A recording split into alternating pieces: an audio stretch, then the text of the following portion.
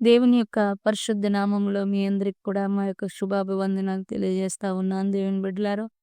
మరి ఈరోజు కీర్తనలు 141వ కీర్తన 2వ వచనాన్ని చూస్తున్నట్లయితే, నా ప్రార్థన ధూపం వలెను, నేను చేతులెత్తుట సాయంకాల నైవేద్యం వలెను నీ దృష్టికి అంగీకారములగునుగాక అని భక్తుడు రాస్తాడు దేవుని బిడ్డలారా.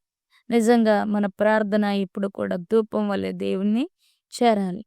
మరి మనం ప్రార్థన చేస్తా ఉన్నప్పుడు అది దేవుని సింహాసనాన్ని కదిలించేటట్లుగా మన ప్రార్థన ఉండాలి.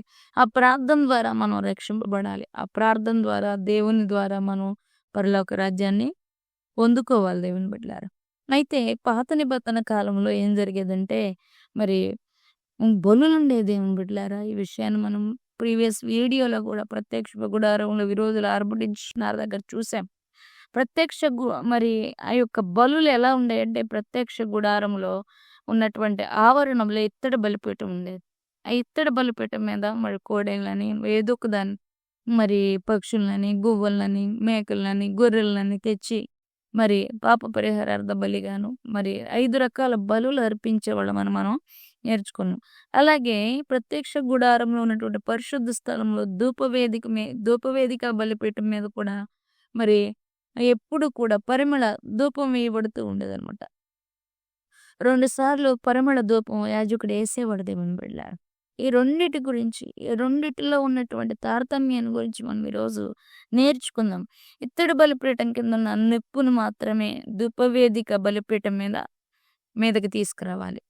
అర్థమైందా? ఆవరణంలో ఏదైతే బలి చేసి మరి కింద కట్టెలు పెట్టి నిప్పులు కాలుస్తారో ఆ నిప్పులు మాత్రమే పరిశుద్ధ స్థలంలో ఉన్నటువంటి ధూపవేదిక బలిపీఠం మీదకి తీసుకురావాలి. అదే పరిశుద్ధమైన అగ్ని.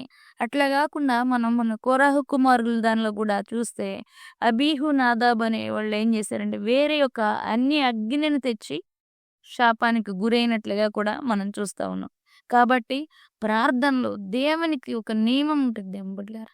దేవునికి ఒక కట్టడి ఉంటది. దేవునికి ఒక పద్ధతి ఉంటది. ఆ పద్ధతి ప్రకారం వెళితేనే మనకు ఆశీర్వాదం గాని, పద్ధతి మీరి మన ఇష్టానుసారంగా చేద్దాం దేవుడు క్షమిస్తాడంటే మాత్రం అది పద్ధతి కాదని దేవుడు జ్ఞాపకం చేస్తా ఉన్నాడు.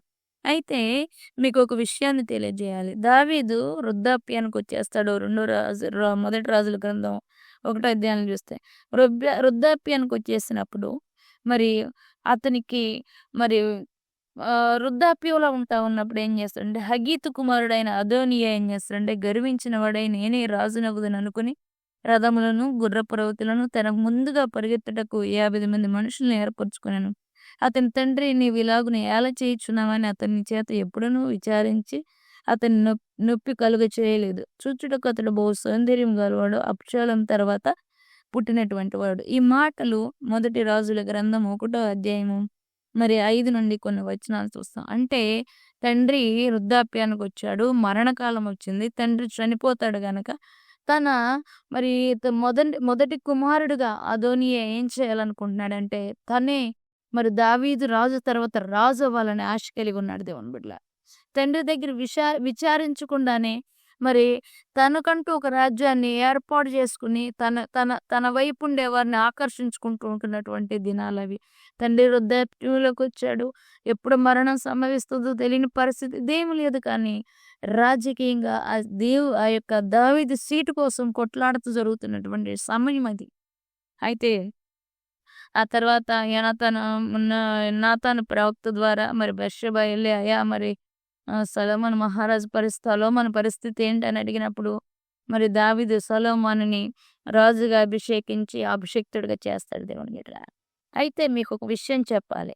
ఈ యొక్క ఎప్పుడైతే సొలొమోను మహారాజు మరి రాజుగా అభిషేకించబడ్డాడని తెలుస్తుందో అతను ఎక్కడ చంపేస్తాడో అనేటువంటి భయంతో అప్పటి వరకు ఈ యొక్క అదోనియా మరి అతని సైన్యాధిపతి అయినటువంటి యోవాబు, అదోనియా ఏమో దావీదు కొడుకు, యోవాబు ఏమో సైన్యానికి అధిపతి. వీళ్ళిద్దరు కూడా అప్పటి వరకు సొలొమోను మీద తిరుగుబాటు చేసినటువంటి వ్యక్తులు దేవుని బిడ్డలారా.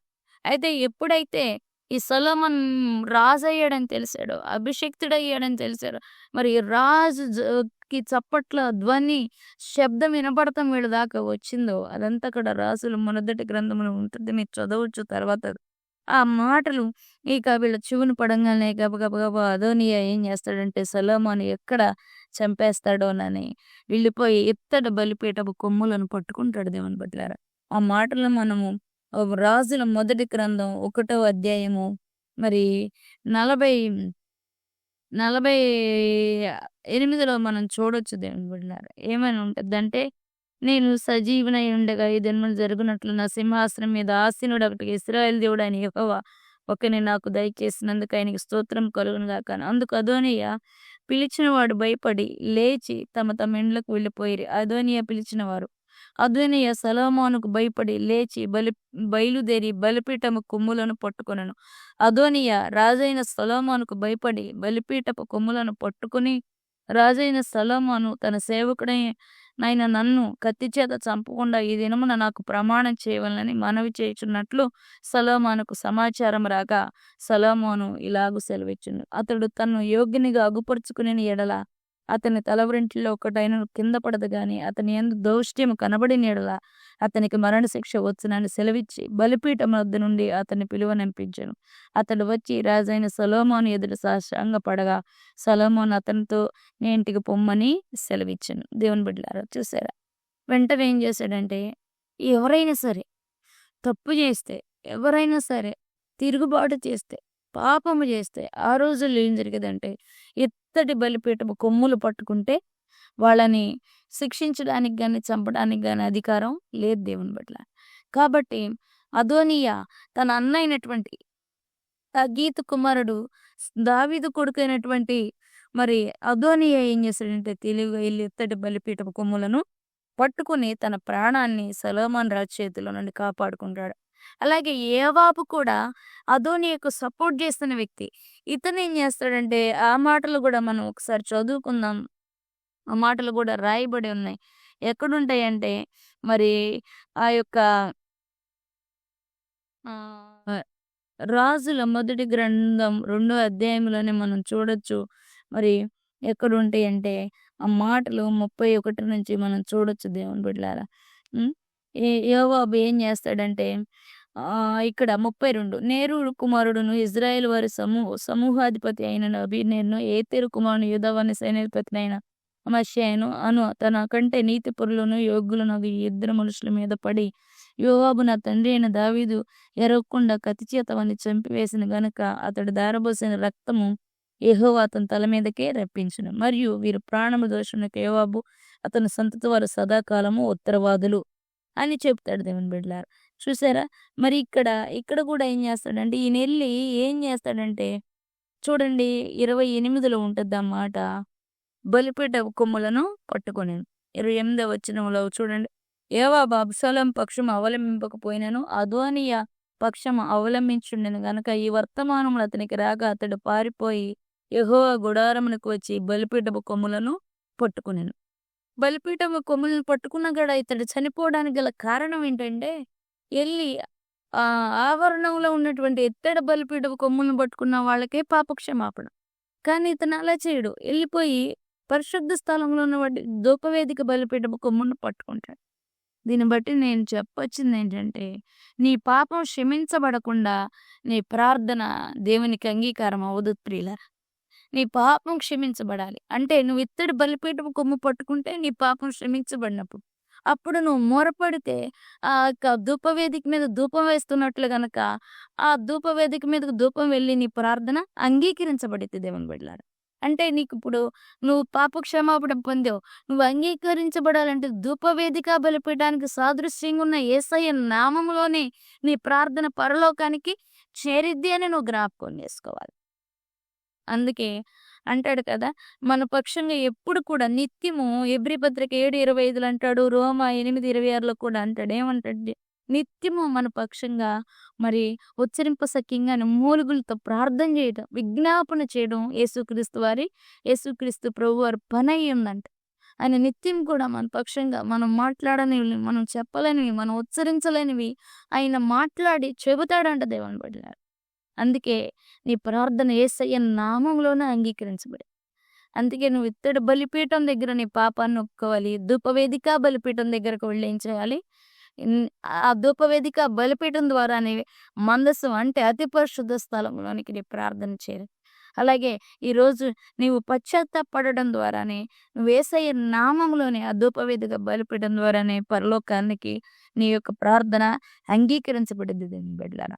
అందుకే చూసారా, ఇత్తడి బలిపీఠములోకిను ధూపవేదిక బలిపీఠంలోకి ఉన్నటువంటి ఒక మర్మము డిఫరెన్సు మనకు తెలియాలి. యోవాబు ఏం చేస్తాడంటే ఆతృత పడి ఆవరణం మానేసి పరిశుద్ధ స్థలంలోకెళ్ళి ధూపవేదిక బలిపీఠాన్ని పట్టుకుంటాడు. తద్వారా యోవాబుని మరి సొలొమోను మహారాజు చంపేస్తాడు. ఎందుకంటే ఇత్తడి బలిపీఠం పట్టుకుంటేనే క్షమాపణ.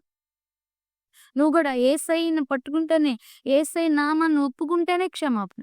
యేసయ్య నామం ద్వారానే నేను పాపిని, యేసయ్య నా కొరకు రక్తం కార్చి మరణించి తిరిగి లేచాడు, మరి నన్ను ఒక దినమున పరలోకానికి తీసుకెళ్తాడని నువ్వు నమ్మితేనే నీకు పాప క్షమాపణ, నీ ప్రార్థన దేవునికి అంగీకారం అవుతుంది. కాబట్టి దేవుడు ఇత్తడి బలిపీఠంలో ఉన్నటువంటి మర్మము, అదోనీయ సాదృశ్యము, మరి అట్లాగే ధూపవేదిక బలిపీఠంలో యోవాబు సాదృశ్యాన్ని మనకి తెలియజేస్తా ఉన్నాడు. కాబట్టి మనం ప్రార్థన మన హృదయ శుద్ధి చేయకుండా, మన పాపం ఒప్పుకోకుండా, పాపంలో ఎంజాయ్ చేస్తూనే ప్రార్థన చేశా, ఇన్ని గంటలు ప్రార్థన చేశాను, జవాబు రాలేదంటే అది తప్పు ప్రియుల. దేవుడు ఖచ్చితంగా మన ప్రార్థనకి జవాబు ఇస్తాడు. జవాబు ఇవ్వట్లేదంటే మన ప్రార్థనలో దోషం ఉండాలి, మన హృదయంలో పాపం ఉండాలి, పాపాన్ని లక్ష్యం చేసి ఉండాలి మనం. అప్పుడు మాత్రమే మనం అంగీకరించాం.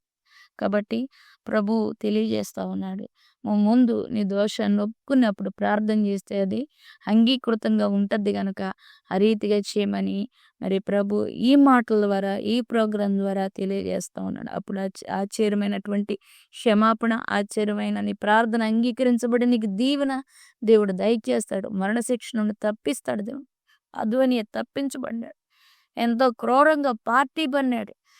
తండ్రి సీటు కావాలని ఎంతో కోరుకున్నాడు. కానీ తెలివిగా మరి ఇత్తడి బలిపీఠాన్ని పట్టుకున్నాడు.